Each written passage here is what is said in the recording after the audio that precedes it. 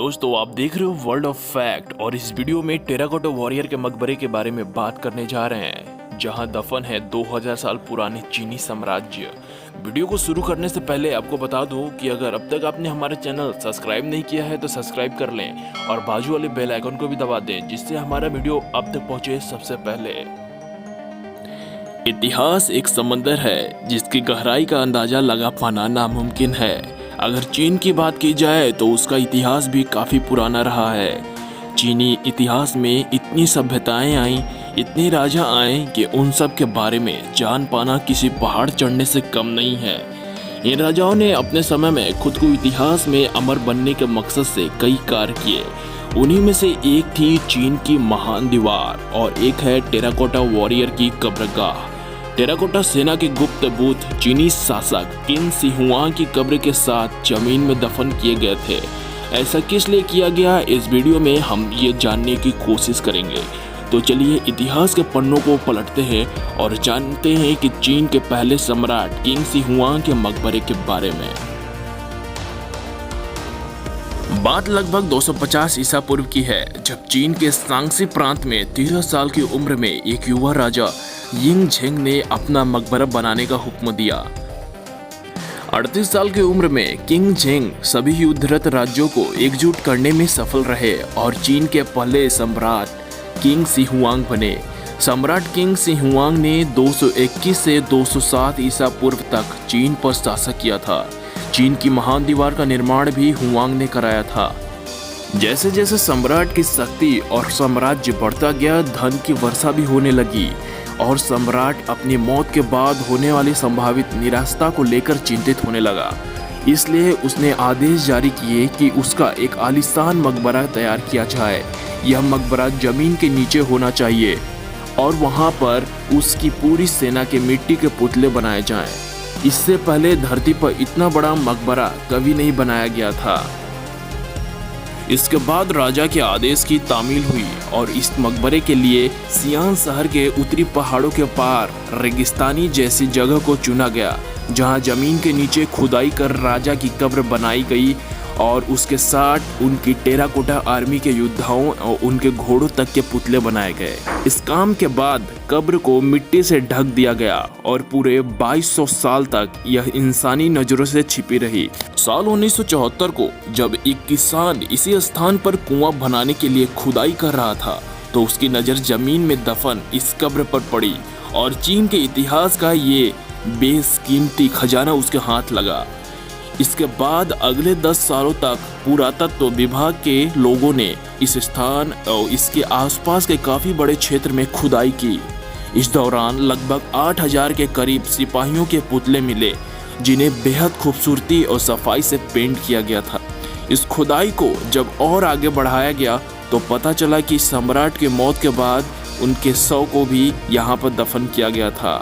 Huang के 38 वर्ग मील में फैले इस मकबरे में सम्राट के शानदार जीवन का हर एक पहलू शामिल किया गया था। टेराकोटा सेना का निर्माण चीन के पहले सम्राट की कब्र को सुरक्षा देने के लिए गार्ड के रूप में किया गया था।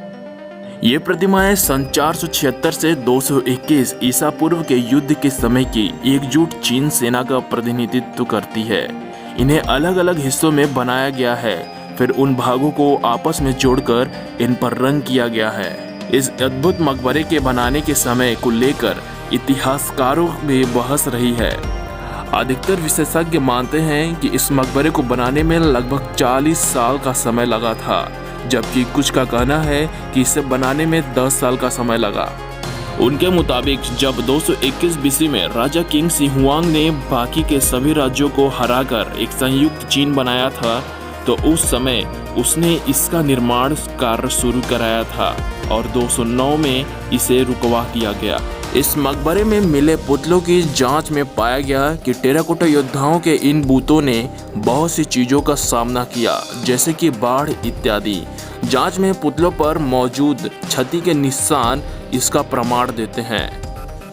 पुरातत्व विशेषज्ञों के अनुसार मकबरे में निर्माण के दौरान इस गड्ढे के चारों ओर 3.5 मीटर मोटी दीवार भी थी, लेकिन बाढ़ के कारण यह केवल 1.7 मीटर ही रह गई। इसके चलते इन बूथों पर बाढ़ का कहर बरपा। इतिहासकारों के मुताबिक इस मकबरे को क्षति पहुंचाने की एक और कोशिश पश्चिमी क्षेत्र के अधिपति चू सियांग यू द्वारा की गई थी। इसका प्रमाण खुदाई के दौरान मिले योद्धाओं के हथियार बयान करते हैं।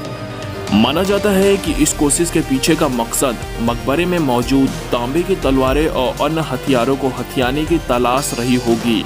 खुदाई में जांच कर रहे लोगों ने जली हुई मिट्टी के कुछ अवशेष भी पाए, साथ ही बहुत सी जली हुई लकड़ियां भी। इससे पता चला कि टेराकोटा आर्मी के इन बुतों को खत्म करने के लिए इन्हें जलाने का प्रयास भी किया गया था।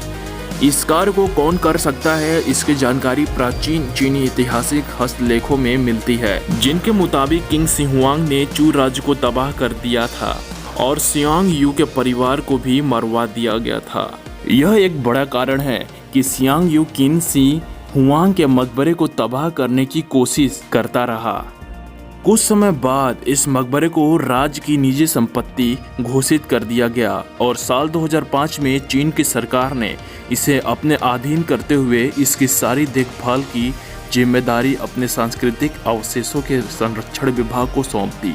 इससे पहले इस प्राचीन पुरातात्विक स्थल को 1987 में यूनेस्को ने विश्व सांस्कृतिक विरासत स्थल घोषित कर दिया था। इस मकबरे को सही देखरेख के लिए चीन में किंग शी हुआंग नाम से एक विभाग बना दिया गया है।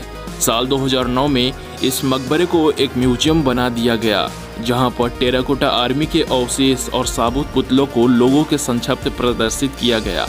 बहरहाल चीनी इतिहास को दर्शाता यह मकबरा आज दुनिया भर के लोगों के लिए ऐतिहासिक पर्यटन स्थल बन चुका है। हर साल हजारों पर्यटक इस मकबरे को निहारने और इसके निर्माण से जुड़ी कहानियों को जानने के लिए यहाँ आते हैं।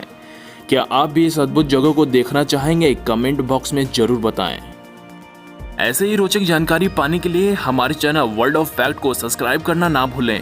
अगर हमारा वीडियो पसंद आया हो तो लाइक करना भी ना भूलें। अब मिलते हैं अगले वीडियो में, तब तक के लिए धन्यवाद।